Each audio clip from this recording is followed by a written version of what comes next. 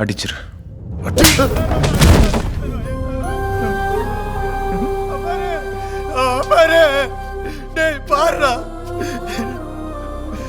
நீதான் அந்த கோயில் பூசாரி. இப்போ எங்க போனவன்ற வீரன்? யோ, தூக்கிட்டு போயா.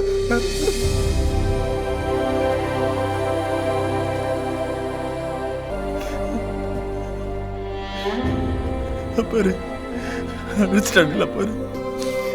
வீரா, உன்னை நம்பாத இந்த ஊருக்காக இறங்கி வந்த நீ உன்னையே நம்பிக்கிட்டு இருக்க இந்த பூசாரி பையனுக்காக இறங்கி வரலையேப்பா. இறங்கி வரலையே, இறங்கி வரலையே, இறங்கி வரலையே.